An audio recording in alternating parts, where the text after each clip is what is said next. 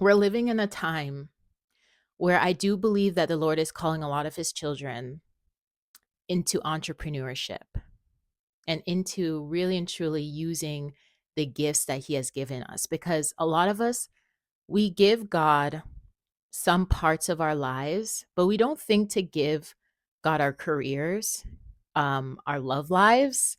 I feel like those are kind of things that we say, okay, God, I have it here. I have it from here. And so I do believe that the Lord is having me share this because we're living in a time where job security is not a thing anymore.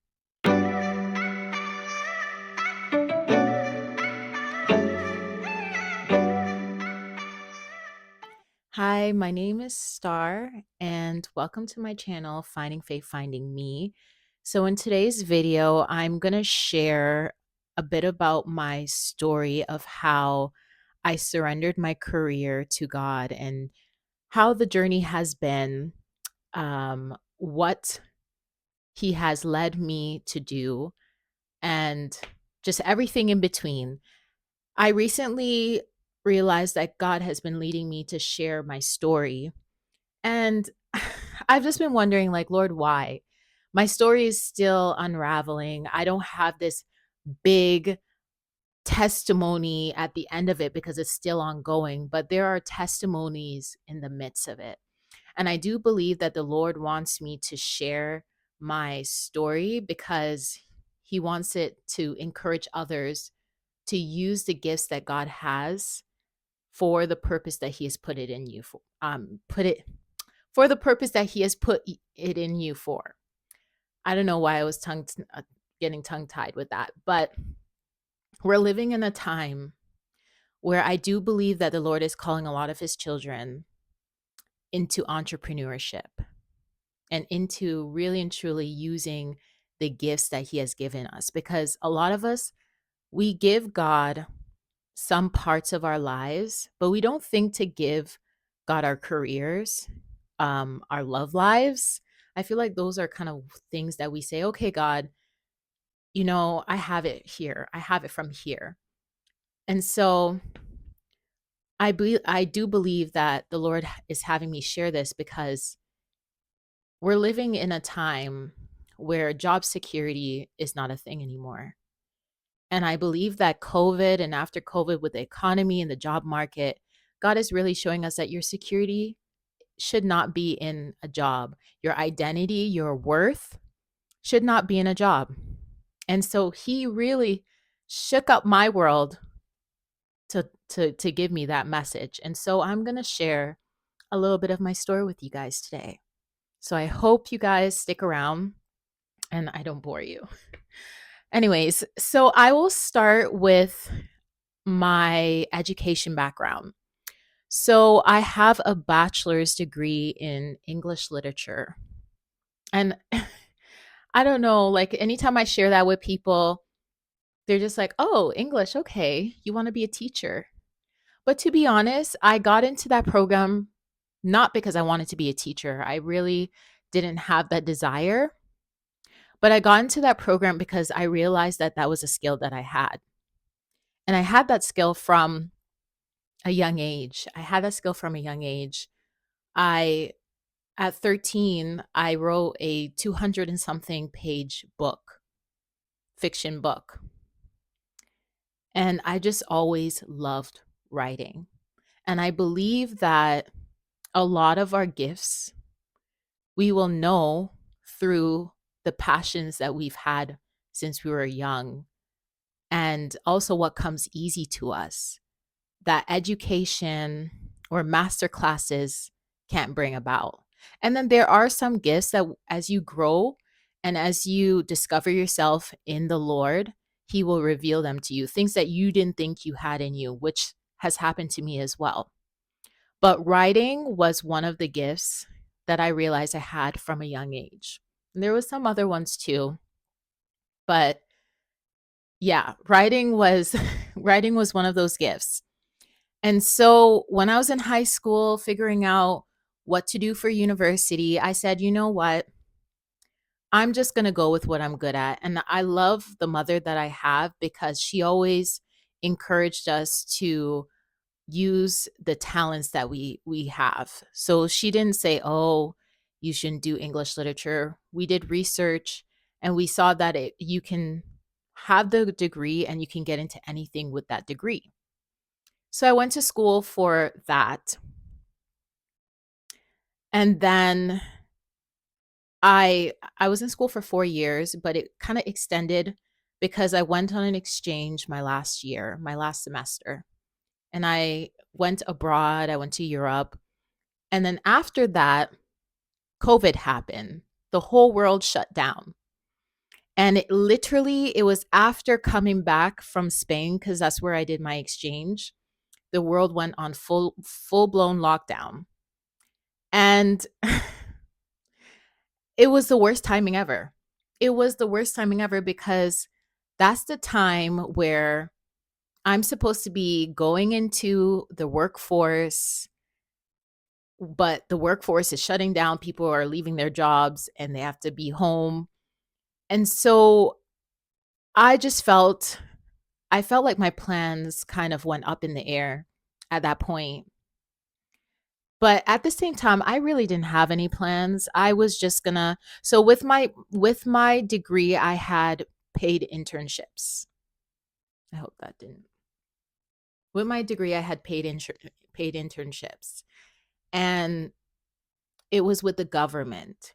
But during those times when I would do my co-op with the government, I would always be so exhausted after that semester, more exhausted than a full semester of school. And I remember in one, um, I think it was like in one of them, I remember one day kind of just like looking out the window and I said to myself, is this what grown up life is? Like, is this it? I was just not keen about it. I said, is this it? But the government jobs, um, it's good to have there's security. It sounds nice as well. Like I work for the government and there's security in the government. So my plan was after school to just, you know, bridge into one of the places that I did the internships with. But when I came back from Spain, it was like the Lord told me that my time in Ottawa, because that's where I went to school, the chapter has closed. So I moved back home with my mom and I was there with them during lockdown. Now, sorry. Now, during lockdown, I started to pray and I said, God, what am I supposed to do? I pray that my calling and my career aligns. And I don't know why I started to pray that. Maybe because I wanted to do something meaningful. But I said, Lord, I pray that my calling and my career aligns because I need purpose. Um yeah, I need purpose. And you know the saying they said, be careful what you wish for, be careful what you pray for. Because God answered that prayer. I was getting rejection after rejection in between those years of COVID and not COVID. I was getting rejection after rejection. And it wasn't great. I felt so completely down. I felt like a failure. I felt like I was falling behind. I was embarrassed because I was saying, I have the experience. I know a lot of the issues is that these jobs don't want to take a chance on you because you don't have experience. But like, how are you supposed to get experience if nobody's going to take a chance on you? It just doesn't make any sense. But anyways, besides that, I had experience. I had my co-op placements with these different departments. My resume was impressive. So I couldn't understand why I was getting rejection. During the COVID, I could understand because, places were locked down and stuff like that. Okay, maybe yeah, the job market is more slow now. I can understand. And then after that as well, I just feel like just it kind of shifted the job market. But anyways, so I was applying all those years, rejection, rejection, rejection. I was wondering why. And then during that time, I remember praying with my sister. I told my sister to come with me and pray with me because one day I was just really crying and I said, Lord, like, what am I supposed to do with my life? And so my sister and I prayed, and then she paused and she said, Star, you're supposed to be writing. And I'm like, well, duh. I mean, that's the skills that the Lord has given me. That's what I went to school for. But what kind of writing, like, what do I do with it? Like, I don't understand. And I think it's a couple of months later, the church I used to go to, one of the leaders heard that I could write. And she reached out to me and she said, the Lord has really put it on me to share my story, my memoir. But I don't know, I don't have those skills. So I heard that you can write. Can you write my story? And I said, I have never written anybody else's story. And she said, okay, well, it'll be a first for both of us. And without having any experience with writing somebody's story and even knowing what ghostwriting was, I said yes. And I went on that journey of writing her book with her. I would sit with her, I would do interviews. Sorry, guys. I would do interviews. I would write down, record everything, and then get onto writing it rough draft, doing all these things. And I didn't even do like extensive research to know how to do these things. For some reason, I just naturally knew the process of it. And then one day there was a conference, and this man of God came to the conference, and I was having some serious spiritual warfare. I was not going to come to the last session, but I pulled through, and God knew I needed to be there because closer to the end, he says, who's a ghostwriter in here? And at this point, I still wasn't calling myself a ghostwriter. I didn't really know about ghostwriting. But he said, who's a ghostwriter in here? And the lady stood up and she said, Star is writing my book. And then there was a couple of people who knew I was writing her book in the church. So they called my name. They said, Star, Star, Star.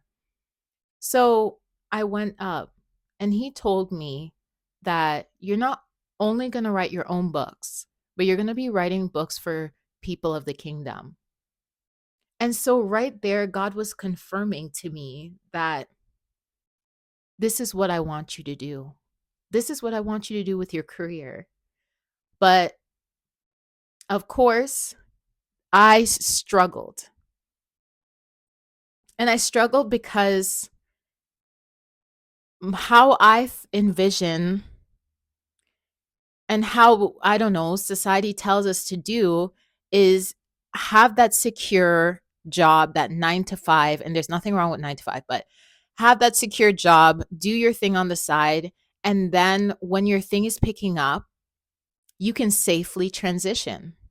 But the Lord was challenging me to not do it in that order, to take a chance, to take a risk, to step out in faith and trust him and let him be my boss and let him be my security. And so one of the pastors was just like, what if God is calling you into entrepreneurship? What if it's not supposed to be that way where you're working for somebody and maybe down the line, but he's calling you to step out in faith and do and be an entrepreneur? And I fought that so hard because I still had put my security in jobs. But throughout my story that I'm thinking about it, God has been my provider. When I didn't have a job, when I was traveling, he has been my provider. Anyways, so now in 2023, I go to a conference in Texas. It's an entrepreneurship conference. It's a Christian entrepreneurship conference, um, ran by this one woman of God that I listen to time to time. And so I decide to go. I go by myself, and just that trip was just another confirmation because even after the other conference, oh, my light just died. It's okay. You guys can still see me. Even after that conference, I I didn't do anything about it. Like I finished, like I did the lady's book, but I was working like retail, like the Lord would have me working in some seasons, but it was never permanent. It was never permanent. It was either retail or admin, and he would be like, "You're not staying here long." And during that time, I also started to write my own book. So I have a poetry and prose book. And then the time came for me to publish it. And that's when I got this other job, this admin job at this probation office, which was a great timing because I needed the money to do the publication. And so during that time where I was working that job, and that was the longest one that I had, I worked there for like a year. During that time, I went to this conference, and this conference convicted me to actually legitimize the business. So I went back home and I registered my business. It's called Starlight Ghostwriting. And then I made a website.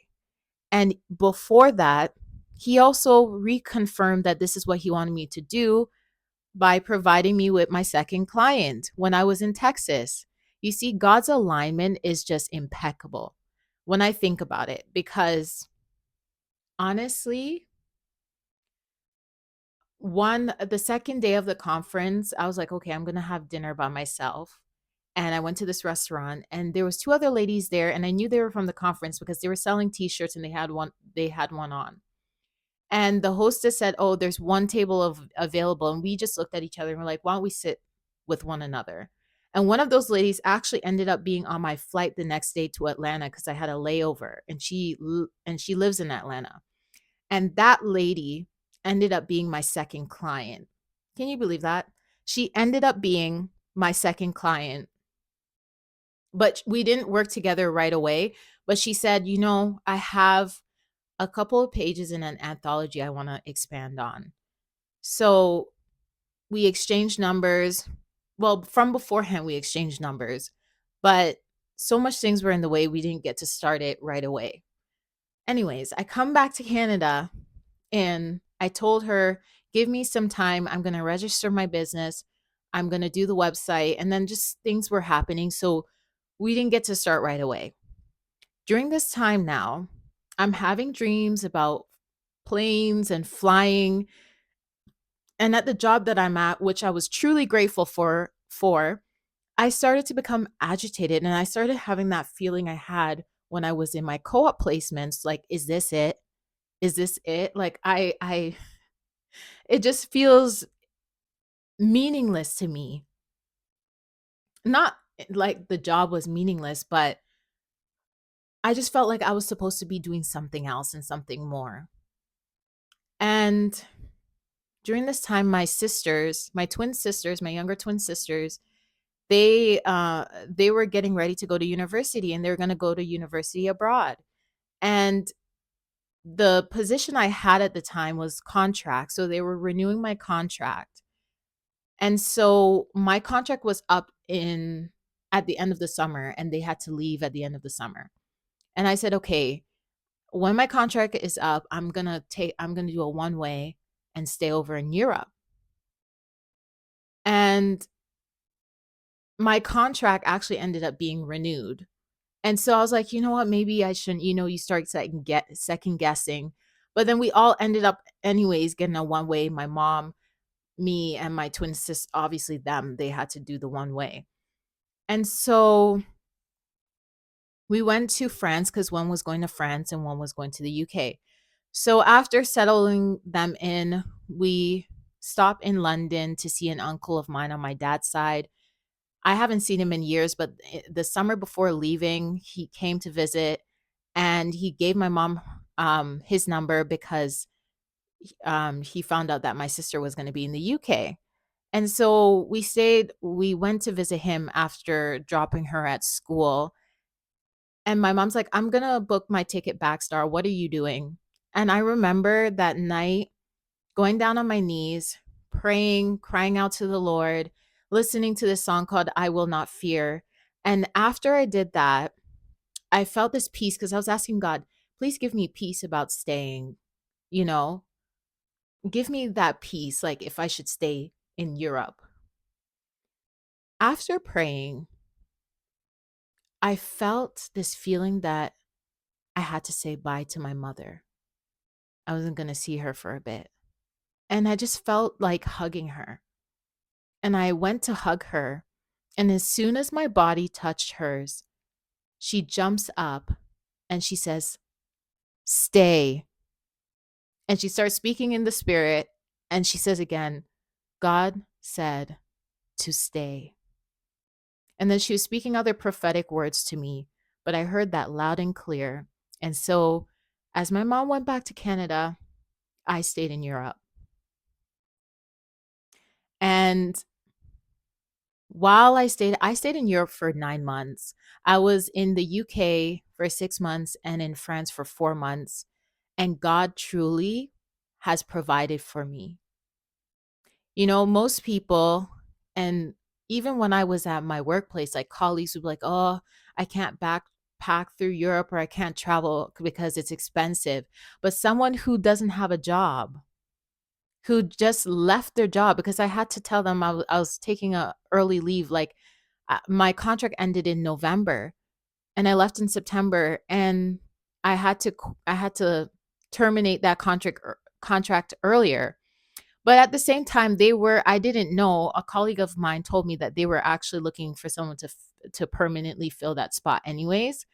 So yeah, but I terminated it early, and I didn't have a job, but God provided for me. I stayed with my uncle up until like January of 2024. And when I had to leave, I was like, Lord, do I go back to Canada? What do I do? Because I don't have anywhere else to go.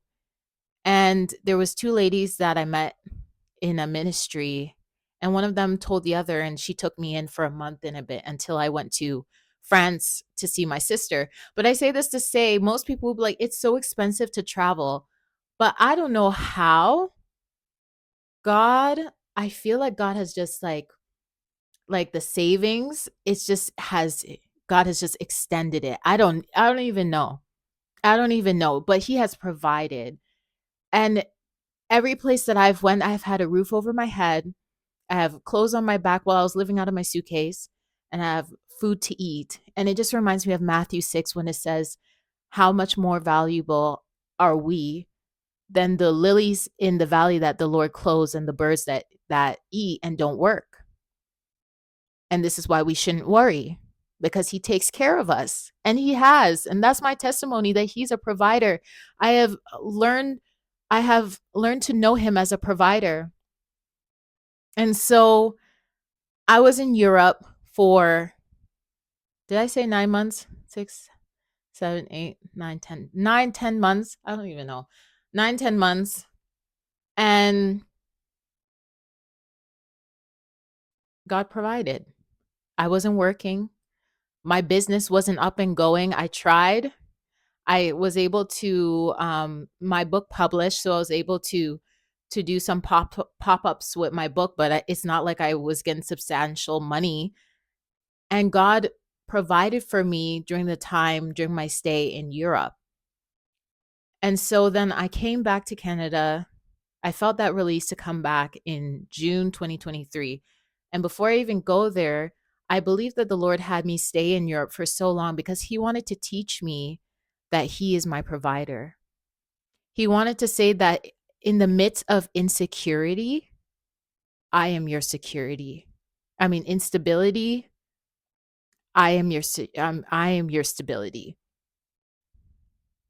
And he was also teaching me about obedience is greater than sacrifice. But that trip, it really did something to my faith in a positive way, because even when I was staying at the lady's house, I felt like I hit rock bottom. I didn't have a job. I didn't have a flourishing business. I was sleeping on somebody's couch. But the Lord gave me John 11, and he said that you this will not end in death, but you will see the glory of the Lord. And I kept hanging on to that scripture, and that he said that he has greater things in store for me. And so fast forward, I come back to Canada and I'm applying to jobs, and again, rejection, rejection, rejection. I'm wondering what is going on. I even had somebody look over my resume, and I'm wondering what is going on. But during last year, 2024 April, that's when I started working with my second client. And so I was getting money, but it wasn't substantial to like live off by. But I came back home to my mom, and I had been traveling. Like I've been like the Lord will put on my heart, go here or go there. And even when I was in Europe, I went to Spain, I went to Italy, I went to Germany, and God has provided. I have not lacked anything. And I think that is my testimony, that I have not lacked. And even though my business is still in its beginnings, and I'm just praying and asking the Lord to establish it even more, I still have not lacked nothing. And so I had to learn that my identity and my worth and and security is not in a job, but in Jesus Christ. And that I had to learn that what was I going to say? I was going to say something and I totally the thought just came out of my mind. But I also had to learn to trust God. That wasn't what I wanted to say, but that's a good point. I had to learn to let go and trust God. And now that I'm sitting here, becomes clear why I need to share my story, because there are people who are scared to step out in faith, or who have stepped out in faith, but it hasn't gone the way they imagine, and they feel like the Lord has forgotten them, or they made a mistake. But it doesn't matter where you're at, what stage, as long as you trust God and you're obedient to what he has called you to do, he will provide. And even though there are still things that I am waiting on and that I need, I still can say that I'm not lacking of anything. Sometimes I get I get money and I'm like, where did this money come from, Lord? Like where did this come from? He provides. He provides. And that's what I have to remind myself. Just the other day, I found myself telling my story a couple of times to people that the Lord has led me to. And it's because he wants to encourage them. Trust me, use what you have. I will provide. It kind of reminds me of the story with the woman with the jar and the oil. She didn't have enough. And, through instructions, she did what she was told by the prophet. And just the oil was overflowing and abundant. It was small, it was a small beginning, but she trusted God, and it came out in abundance. And so I'm going to wrap up here, but I guess that's the encouragement to give through my story, to trust the Lord, even with the little things. And even though you're not seeing it yet, he is faithful and he will provide for you in every stage. I'm going to be sharing more on this channel. This channel, I really want to focus on our identity in Christ. I had my podcast series on the channel, and my podcast is called Finding Faith, Finding Me, because I've been realizing as I've grown in my faith and really in my relationship with the Lord, I've really been finding out who I am in him. Oh, and another thing I wanted to say. So it's funny because even though the business seems a little bit slow right now, he will have people come to me like, do you know, can you do this or can you do that? And these are like skills, like things that I do for fun. And I'm like, I don't really know. I don't really know if I can do it. You know, for example, somebody asked me to put together a video for them, video crafting and editing. I do that for fun on my socials, but I'm not no professional. And I was like, "Really? You're asking me?" And I said, "Yes." I said, "Okay." And I did an amazing job that she was blown away by it and she wants to continue to work with me. And then I have somebody else who just asked me about a different project and I said, "I've never had any experience with that." But I see that the Lord is revealing me and revealing those gifts that He has put in me. And even though I'm just like, things are slow, He's opening up different avenues to bless me. And so that's when I say, He'll meet you at any stage and He will provide. Anyways, I will be posting more videos, even speaking, as I said, about our identity in Christ and different subjects to do with that. Thank you for listening, and I hope this was a blessing. God bless you guys. Bye.